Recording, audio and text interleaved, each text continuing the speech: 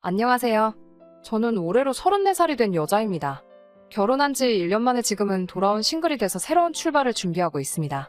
남편과 이혼한 지는 반년 정도 되었고요. 결혼 생활 1년간 스트레스가 이만저만이 아니었는데 이혼 후에 돌아가는 상황이 너무 후련하고 재밌는 데다가 너무 고소해서 그런가 여러분들께도 들려드리고 싶어서 이렇게 사연 한번 보내봤어요.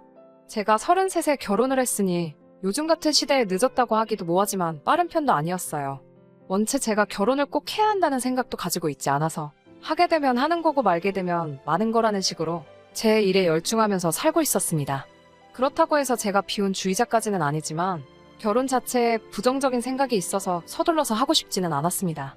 어찌되었든 평생남으로 살아온 사람과 가족이 되는 게 결혼인데 여기 올라온 다른 사연들만 몇 개 들어도 알 수 있듯이 가족이 된다는 게 결코 쉬운 일이 아니잖아요. 제가 제 배우자만 좋다고 해서 꼭 행복하리란 보장이 없는 데다가 의견 충돌로 일어나는 스트레스 같은 걸 감당할 자신이 없었어요. 엄마는 그런 저를 보면서 제 생각이 틀렸다고 나이 먹으면 저도 생각이 달라질 거라고 했는데 그런 생각이 한 번도 변한 적은 없었어요. 그런데 제가 한두 살 나이를 더 먹게 되고 나이 먹어가면서 회사 일에 열중하다 보니 점점 꾸미는데도 관심이 떨어지고 하니까 제가 진짜로 결혼을 못하게 되는 건가 싶어 엄마도 안달이 나셨었나 봐요. 어느 날엔가 저한테 아는 사람을 통해서 선자리 비슷한 걸 만들어놨다고 하시며 워낙에 간곡하게 부탁하시길래 한번 져주는 척하면서 그 자리를 나가게 되었어요. 그때 만난 사람이 저의 전 남편이었죠. 저도 제가 그렇게 결혼하게 될 거라고는 상상도 못했어요. 결국 안 좋게 끝난 제 결혼에 엄마는 그때 자기가 서두르지 않았으면 적어도 저한테 이혼한 여자라는 딱지가 붙지 않았을 테니 매번 제게 미안하다고 사과를 하시지만 저는 그렇게 크게 신경 쓰지 않습니다. 소개 자리에 나온 사람은 저보다 4살 연하의 남자였습니다. 소개 자리에 나가서야 그 사실을 알게 되었고 저보다 어린 남자라고 제가 부족하다거나 한 것도 아닌데다가 그때도 등 떠밀려 나온 자리다 보니 잘 해보려는 의지가 없어서 그냥 그 자리가 끝나면 정중하게 거절할 요량으로 나갔었어요. 남편과는 간단히 자기소개를 주고받고 대화를 나누는데 당시 남편도 별로 의욕이 없어 보이더라고요. 그때는 막연히 제가 자기보다 나이가 많은 여자라 실망했는가 보다 싶어 기분이 썩 좋지만은 않았는데 사실은 그게 아니었어요. 어쩌다가 그런 대화가 오고 간지는 모르겠는데 그냥 식사가 끝나고 원래 계획했던 대로 남편에게 제가 먼저 말을 걸었어요. 저는 사실 별 생각 없이 나온 자리고 처음부터 거절할 생각으로 나왔다는 이야기를 꺼냈는데 남편도 저와 같은 생각이더라고요. 사실 자기도 결혼 생각은 딱히 없는 사람이고 남편의 부모님이 통사정을 하는 바람에 등 떠밀려 나온 자리라고 말을 하더라고요. 홀어머니의 외동이라서 자꾸 자기의 결혼을 서두르신다며 부담스럽다는 이야기를 꺼내면서 자기는 결혼을 서두르고 싶지 않다는 의사를 확실하게 밝혀왔어요. 어쩌다 보니 서로의 결혼관에 대해서 이야기가 오고 가게 되었는데 저랑 생각도 비슷하고 말도 잘 통해서 식사가 끝나고 근처 카페로 가서 마주 앉아 이런저런 이야기를 나누게 되었습니다. 오히려 식사 자리에서보다 훨씬 많은 대화를 주고받았는데 말도 잘 통하고 생각까지 비슷하니 오히려 선자리에서보다 카페에서 둘이 보낸 시간이 더 선자리처럼 느껴지더라고요.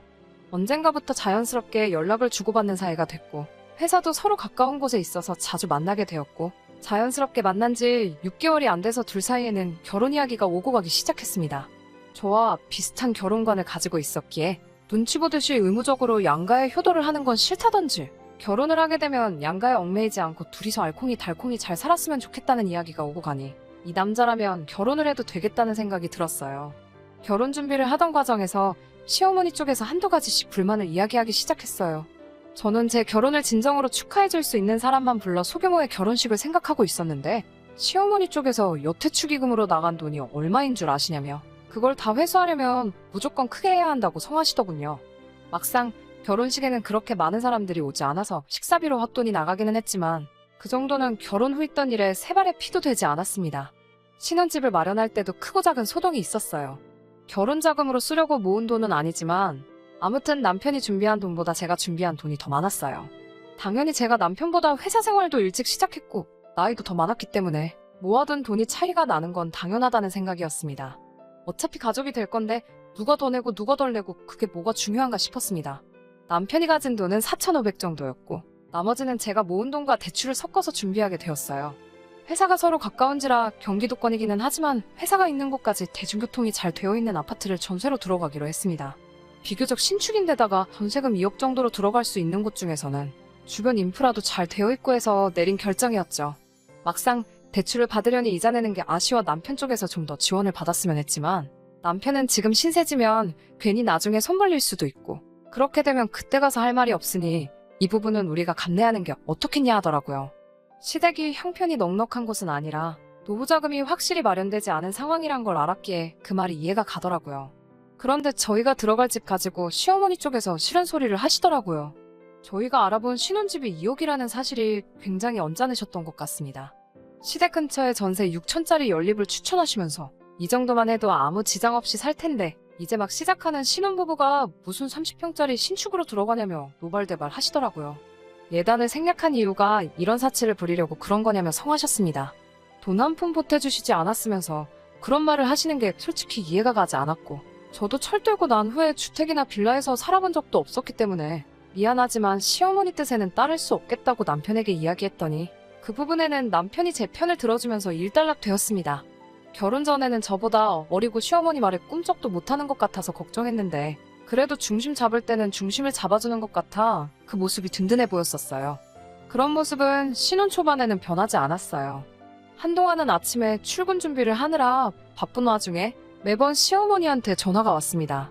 우리 아들 아침밥은 챙겨줬느냐? 소화를 잘 못하니 누룽지 같은 걸 끓여주면 잘 먹는다. 계란 후라이라도 하나 해주거라. 이런 식으로 매일 아침마다 전화를 하셨어요. 신혼집이 대중교통이 좋기는 하지만 거리가 멀어져 출근하는 시간이 길어졌기 때문에 아침에 바쁜데 도무지 아침을 챙겨 먹을 시간도 안 됐습니다. 거기에 제가 아침밥을 꼭 챙겨 먹는 스타일도 아닌지라 그런 전화가 저에겐 큰 스트레스로 다가왔습니다. 그렇게 아침마다 시어머니 잔소리에 시달리다가 남편에게 아침밥을 먹고 싶으면 너가 알아서 챙겨 먹으라 했더니 그 자리에서 바로 시모에게 전화해 한 소리 하더라고요. 그런 식으로 항상 제 편을 들어주는 모습에 저는 제가 생각해오던 이상적인 결혼 생활을 하게 될 것 같았습니다. 그때까지는 이런 일이 벌어질 거라 전혀 생각해 본 적도 없어요. 시어머니 인생은 시어머니의 인생이고 양가에 똑같이 생활비 정도만 지원해드리면 되지 않겠냐고 했던 남편의 말은 신혼생활을 시작한 지 3개월 만에 돌변하고 말았어요. 어느 날이었어요. 남편이 심각한 얼굴을 하고 긴히 나눌 이야기가 있다며 저를 부르더라고요. 무슨 일이냐 물어봤더니 시어머니께 드리는 생활비를 조금 올리면 어떻겠냐고 물어보더군요. 그게 무슨 뜻이냐 물었더니 시어머니가 건강이 안 좋아지셔서 일을 그만두고 싶어 하신다고 하더라고요. 그래도 아직 환갑도 안 넘으셨고 식당 일이긴 해도 멀쩡히 다니시는 직장이 있는데 무작정 그렇게 하라고 할 수는 없잖아요. 어디가 안 좋으시냐 물어봤더니 요즘 눈도 침침하다고 하시고 허리가 아프다고 하신다고 하더라고요. 그 소리를 들으니 조금 그래서 그 나이 때 어르신들은 원래 눈도 침침하고 허리도 안 좋으신 게 당연한 거라고. 차라리 일을 조금만 줄이시고 우리가 양가에 달마다 30씩 보내는 생활비를 50씩으로 올리면 서로 공평하지 않겠냐고 대답했지요. 그랬더니 남편이 저에게 너는 어떻게 그렇게 계산적일 수가 있냐고. 다른 사람도 아니고 우리 어머니 이야기인데 제가 그렇게 나올 줄은 상상도 못했다고 했습니다. 그래놓고 하는 말이 우리 집은 아버지도 계시고 두 분 다 일을 하고 계시니 솔직히 말하면 시어머니께 더 잘해드려야 하는 게 맞지 않느냐며 굳이 친정에도 생활비를 드릴 필요가 있냐고 화를 냈습니다. 공평하고 말고를 떠나서 저는 이런 식의 의견 충돌이 제가 결혼을 가장 하기 싫었던 이유 중 하나였기 때문에 딱 잘라 그렇게는 해줄 수 없고 이 이야기는 두 번 다시 하지 않겠다고 말하며 제 고집을 꺾지 않았습니다. 제 말을 이해했는지 남편은 그 뒤로 따로 시어머니 생활비 문제로 더 이상 말을 꺼내지 않길래 그냥 이렇게 넘어가는가 보다 싶었어요. 그렇게 한두 달쯤 지났나 봅니다. 남편이 할 이야기가 있다며 퇴근 후에 어디로 오라고 주소를 하나 찍어주더라고요.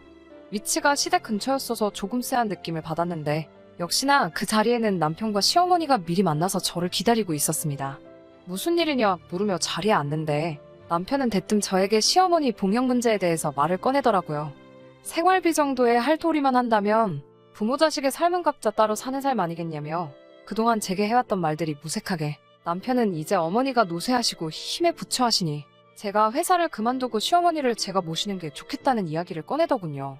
무슨 소리를 하는가 어이가 없어서 아무 대답도 안 하고 있는데 시어머니가 나서서 하는 말은 더 가관이었습니다.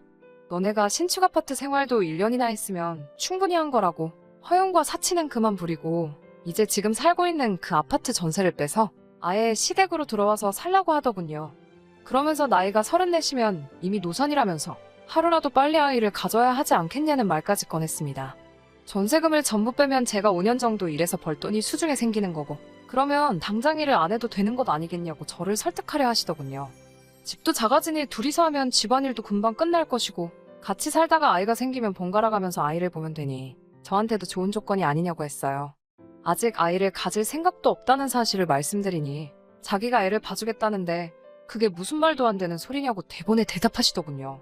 아이를 봐주면 제가 시모에게 달마다 200만 원은 줘야 하는데 집안일을 같이 하는 대신 공짜로 봐주는 거라며 저보고 그렇게 계산적인 애가 이런 계산은 왜 이렇게 하질 못하냐고 궁시렁대시더라고요. 그래도 남편의 어머니이니 최대한 정중하게 거절을 하려고 했는데 듣다 하니까 머릿속에서 뚝 하고 이성의 끈이 끊어지는 소리가 들리는 것 같았어요. 곧바로 시어머니에게 한마디 했죠. 그러면 어머님께서 말씀하신 대로 하겠다고 신혼집 전세도 빼고 아이도 최대한 빨리 만들겠다고요. 단 저는 회사도 그만두지 않을 거고 시댁으로 들어갈 생각은 추호도 없다고 말했습니다. 남편이 제 말에 반박을 하면서 그러면 애는 누가 보고 그 비용은 어떻게 감당할 거냐며 어머니가 시키는 대로 하자고 말을 했어요. 저는 남편에게 넌 조용히 있어 하며 손에 들고 있던 물컵을 들어 남편 얼굴에 끼얹어버리고 시어머니 보는 앞에서 따박따박 제가 하고 싶은 말을 했습니다. 전세를 빼면 신혼집에 각자 들인 돈만큼 정확하게 나눠 따로 통장 관리를 할 거고 시댁으로 들어가는 게 아니라 친정으로 들어가는 게 맞다고 말했어요. 친정이 우리 두 사람 회사에서도 더 가깝고 집도 훨씬 더 크고 빈방도 많으니까요.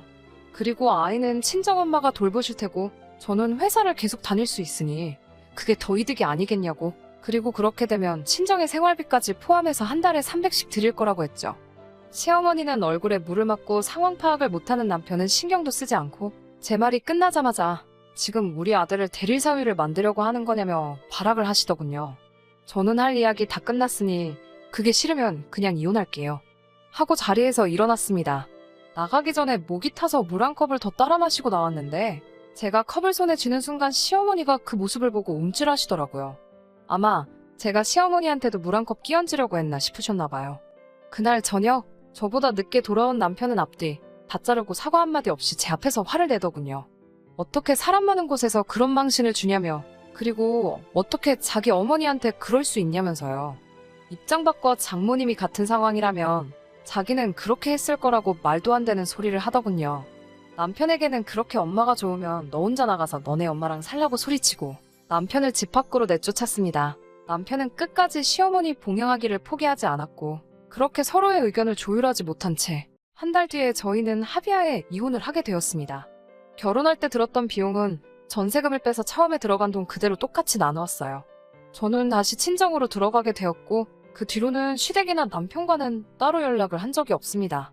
하지만 이렇게 모든 일이 끝이 났다면 제가 이 사연을 보낸 이유가 없겠죠? 우연히 얼마 전에 남편을 만날 일이 생겼는데 그때 알게 된 사실이 너무 재밌어서 말이죠. 그리고 오늘 제가 이 사연을 보낸 이유이기도 합니다.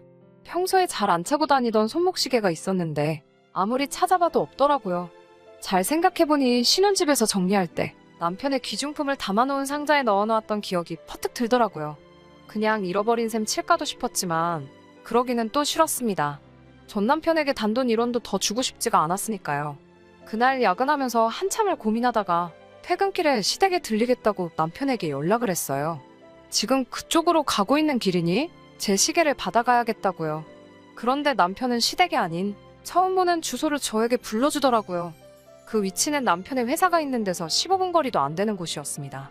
역에서 내려 시장 쪽 골목으로 들어가니 원룸 빌딩이 질비한 곳이 나오더라고요. 한참을 헤매다가 남편에게 전화를 걸었습니다.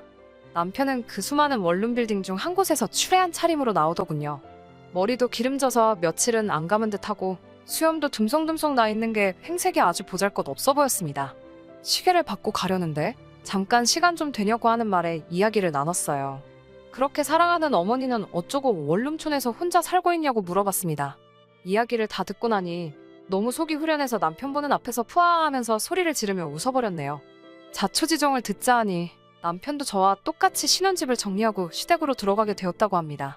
그렇게 한 달 정도 지났을까? 시어머니랑 대판 싸웠다고 하네요. 이제 장가 다 보내놓고 손주 돌보며 며느리 수발 받으며 살 줄 알았는데 다 늦어서 다시 아들내미 수발 들게 생겼다고 이제는 더는 못하겠다고 하시면서 자기 집에서 밥도 주고 빨래도 해주고 잠도 재워주니 월급의 반을 내놓으라는 둥 싫은 소리와 잔소리를 엄청 하더래요. 남편도 참다 못해 이렇게 된 게 누구 때문이냐며 서로 책임 문제로 티격태격 하다가 결국 남편은 시어머니 집에서 쫓겨나 버리고 말았다네요. 그제서야 남편은 저한테 진심 어린 사과를 하면서 우리 다시 시작해보면 안 되겠냐며 제 앞에 눈물을 뚝뚝 흘려가면서 들을 가치도 없는 소리를 하더라고요. 모처럼 엄마가 그렇게 좋다고 하길래 엄마 품으로 다시 반품해줬더니 엄마한테 다시 반품당한 기분이 어떠냐고 비아냥댔습니다. 시계를 돌려받은 뒤에 이제 2번 다시는 연락할 일 없으니 너네 엄마랑 알콩달콩 둘이서 재밌게 잘 살려고 말하고 뒤도 안 돌아보고 그 자리를 박차고 나왔습니다. 오는 내내 속이 너무 후련해서 그냥 걷고만 있는데도 웃음이 나더라고요. 아무튼 제 이야기는 여기서 끝입니다. 사람이 겉과 속이 다를 수는 있지만 지키기로 한 약속을 어기는 건 안 된다고 생각해요. 이 사연을 들으시는 분들 중에 아직 결혼을 안 하셨거나 아니면 자식이 결혼을 앞두고 계신 분들에게 제 경험을 토대로 조언 하나 해드리고 싶은 게 있습니다. 아무리 좋아도 남의 집 자식이고 사람은 언제 바뀔지 모르는 거니 결혼 후 1년 정도는 혼인신고를 하지 않는 게 어떨까요? 그러지 못한 저는 이따금씩 후회가 드는 부분이기도 하거든요. 긴 이야기였는데 끝까지 제 이야기 들어주신 분들에게도 너무 감사드립니다. 제 이야기 듣고 다들 힘찬 하루 보내시고요.